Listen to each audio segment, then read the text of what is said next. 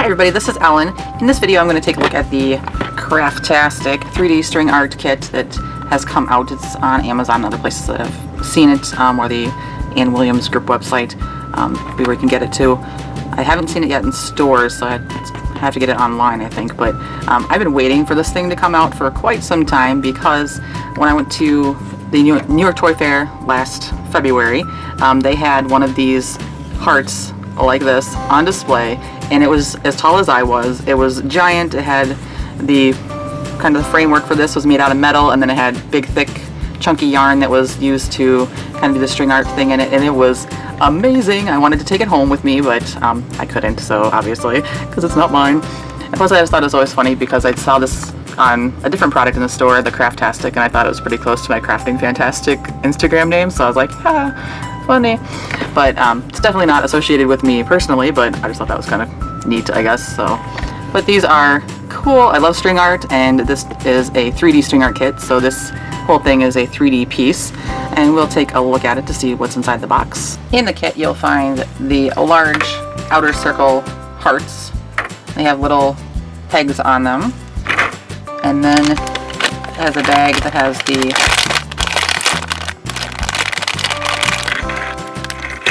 inner hearts, and then the little connector pieces, and this is a stand. And then also comes with some very bright embroidery thread. It's very pretty. And then an instruction book, which is pretty detailed in how to put it together. So I'm going to put this together. We'll see how easy it is. I love string art, so I know I already said that, but I just love it. So, and this is 3D, so how awesome. So the little peg pieces.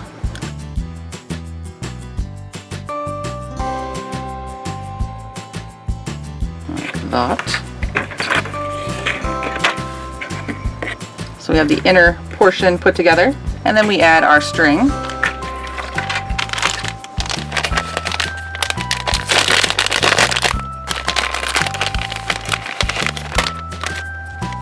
And I like the way the one looks on the box, so I'll just follow the instructions the way they've presented it. I'm sure you could use your own colors too if you wanted to. So we just need to put a nice little knot like that. And then we just loop our thread back and forth between the two sides. However you want to do it. Things are a little not firm until we get the string on there to kind of hold it together. So I don't want to be too tight, but I don't want to be too loose in how I connect all of this. A more random pattern might be better, but I love how it looks. I'm willing to work with it for a while till I get it perfected.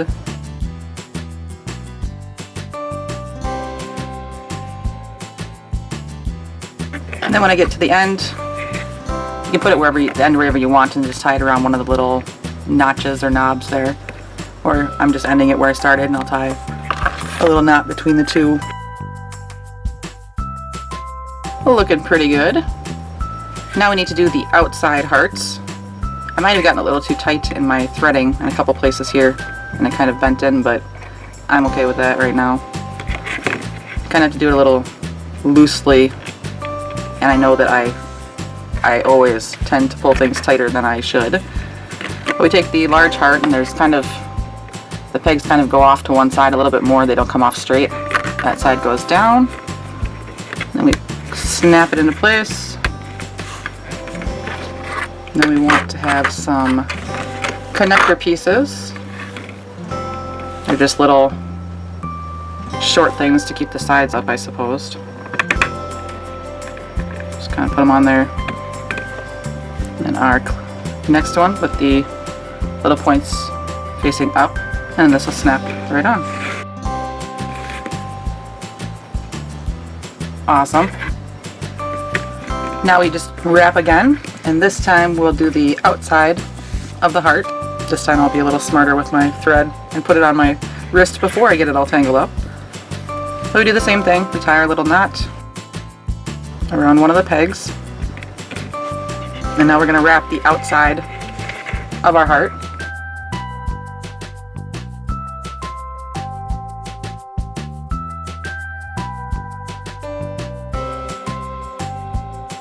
Alright, so I did it all the way around again. And I could think I might make it a little bit thicker. And you can just go back around again, but just adding more. Because I still have plenty of the thread left to do that. And I don't think that I pulled very tight on it in any particular place, but I did notice that there seems to be a little bit of a bow in a couple places. And I don't know if that's me, or I don't think it was shaped that way before, so I'm sure it was me. So be aware, it's hard to gauge how hard you're really pulling on the string when you're doing it. And the cool thing about this, once I'm done with this, if I don't like it, I can just take it all off and reuse different thread or yarn or whatever I want on it. It doesn't have to be the stuff that came with the kit.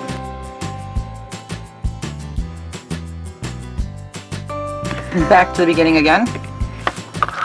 And I'm just going to tie these together. Oh, looking pretty beautiful. And then the next step is to fill in kind of the outside portion around the inner heart. This string feels different than the other string. Maybe because it's the kind of fluorescent string. Tie your knot, and then we'll fill in the heart.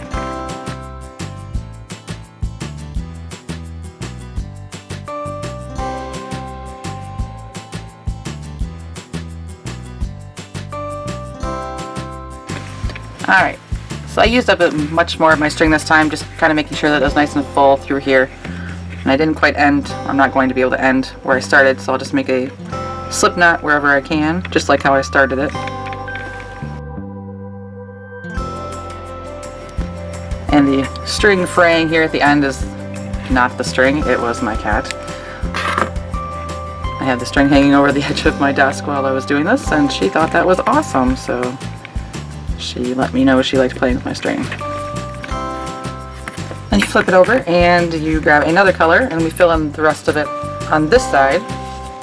So if you wanted to put anything fun in here, so it would be trapped inside there, now would be the time to do it. So we're just going to do the same thing on the back side with a different color.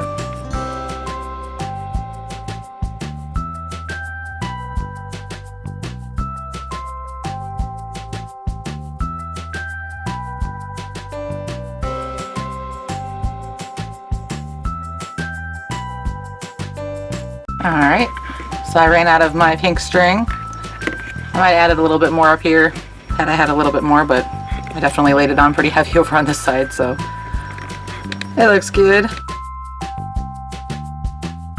Instructions adding a last color to the pink side of your design.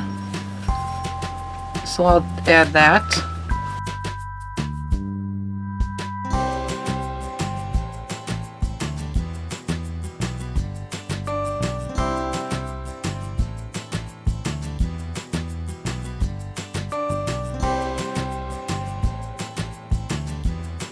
So here is the finished heart. And then what we do to the little pieces that are hanging off, I'd probably tie one more knot in each one of them just to make sure they're secure. And then take your scissors, cut it off fairly close, but not too close. Have a little tiny piece of tail there. And then just use either craft glue or Elmer's glue, even clear nail polish, and just put it onto the knot there so it doesn't come off. Like that. So we do that to all of them.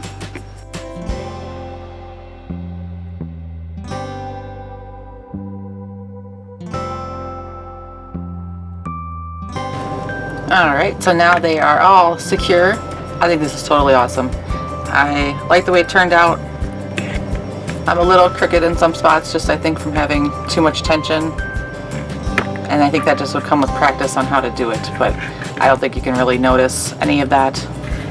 And for my first time making something like this, I think it's pretty fabulous. The other thing I would definitely change is that when I put the yarn on, I would make sure to use as much more or all of that they provided. I would also take all of the yarn or the string before I used it and put it onto bobbins or something of the sort, because I was tangling this stuff up like crazy. It wasn't just my cat at the end there. So I would definitely take all the string and just wind it onto a bobbin, or the edge of something like a ruler or a piece of cardboard that's like an inch, and just wrap it all into there, so that when you go to wrap it around your heart, it's not getting all tangled up. And I don't think it's nothing to do with how the string was wound or put together or anything like that. It's just that you're going rapidly around as you're connecting on all the pegs, so it doesn't really have time to kind of slowly move past each other, and the back end or the end of the string gets tangled with the other end, and then you end up with this kind of big knot. And that's probably just me, but that would be my one suggestion, would be to wind it something like this so that it just comes off much easier. But ruler, piece of cardboard, just enough to wind on your thread as you're doing this. Otherwise, I think it's just a matter of a little bit of practice, a little bit more. I think I should have put more blue on in the center. And if I really didn't like how it turned out at the end, like I said, I think that you could just totally remove all the string and start all over again.